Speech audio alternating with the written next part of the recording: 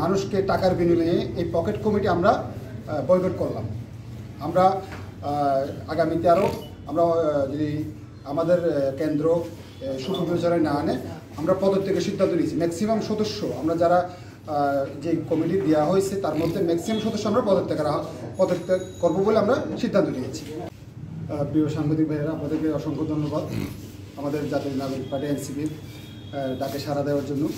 আমরা মূলত এখানে উপস্থিত হয়েছি যারা কাজে মানে বিগত সময়ে এনসিপি হয়ে কাজ করে আসছে, শ্রম দিয়ে আসছে, ত্যাগী নেতাদের যথার্থ মূল্যায়ন হোক, আমাদের দাবি হচ্ছে এটা। আর পরিবেশ আপনার অধিদপ্তরের মামলার আসামি সদস্য সচিব ইরফানুল কীভাবে চট্টগ্রাম মহানগরের উনি কমিটিতে অলরেডি আছেন, উনি কীভাবে এখানে সদস্য সচিব হন? উনি অলরেডি চট্টগ্রাম মহানগরের যুগ্ম সমন্বয়কারী হিসেবে আছেন। তো একই ব্যক্তি দুই জায়গায় কীভাবে পদ পায়? যে আমাদের সদস্য সচিব যিনি ইরফানের কথা বলছিলেন তিনি কিন্তু 35-এর নিচে। তো আমি গতকালকে এটা নিয়ে প্রশ্ন করেছিলাম যে 35-এর নিচে কী করে সদস্য সচিব হতে পারে। আমরা শেষ পর্যন্ত আমরা এটা মানে সাফল্য আমরা নিয়ে আসতে পারি, মানে যথাযথ মূল্যায়ন না করে আমরা গণহারে পদত্যাগ করতে বাধ্য হব। আমাদের শেষ হচ্ছে আমরা মানে আমাদের মেজরিটি পার্সেন্ট যারা আছে আমরা যে এনসিপিকে মানে তিলে তিলে গড়ে তুলেছিলাম, আমরা বিগত সময়ে বিভিন্ন কর্মসূচি বিভিন্ন আমাদের যে 19 জুলাই আমরা যে একটা সফলভাবে শেষ করছি। আমরা আমাদের যুগ্ম সমন্বয়কারী তখন মোহাম্মদ ফেলে সেক্ষেত্রে আসলে আমরা তো চেষ্টা করতেছি শতভাগ যে আমাদের ঐক্যটা ধরে রাখি। এখন আমার উদ্বেগের সাথে আজকে এখানে বসতে হয়েছে, সম্মান দিবে আমরা এই আশা ব্যক্ত করি। আর আমরা এই কমিটিতে যে মানে যে মানুষগুলো আসছে তারা এনসিপির জন্য কোনো ভূমিকা রাখেনি বিগত সময়ে। আমরা 19 জুলাই একটাই সফল জুলাই পদযাত্রা করতে সক্ষম হই।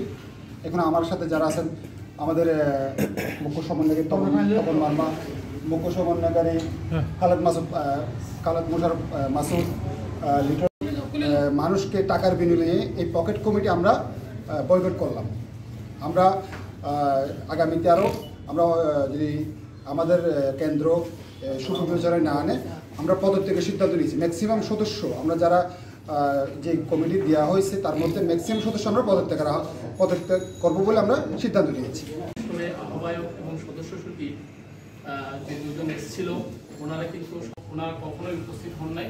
এ কারণে আমরা যারা দীর্ঘদিন থেকে এনসিপি নিয়ে আমাদেরকে বলেছে যে এটা কখনোই হতে পারে না, কারণ যারা কমিটির ত্যাগী, যারা আমাদের প্রত্যাশা ছিল আমাদের মধ্য থেকে এরকম গুরুত্বপূর্ণ পদগুলোতে আসবে, অথচ আমরা গতকালকের এই কমিটি দেখার পর থেকে আমরা সকলে মিলে সিদ্ধান্ত নিয়েছি যে যতদিন না পর্যন্ত এই কমিটি সংশোধিত আকারে আসবে না ততদিন পর্যন্ত আমরা এনসিপির কার্যক্রম থেকে আপাতত স্থগিত থাকবো।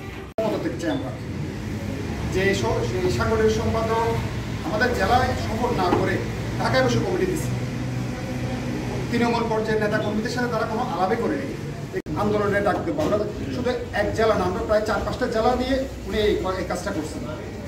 মানে কোনো রকম তৃণমূলের নেতাদের সাথে কথাবার্তা না বলে কোনো মতামত না নিয়ে এটা আমাদেরকে মূল্যায়ন করা হয়নি সঠিকভাবে। সমন্বয় বা তাদের সহযোগিতা আমরা কি আজকের সংবাদ সম্মেলনের মাধ্যমে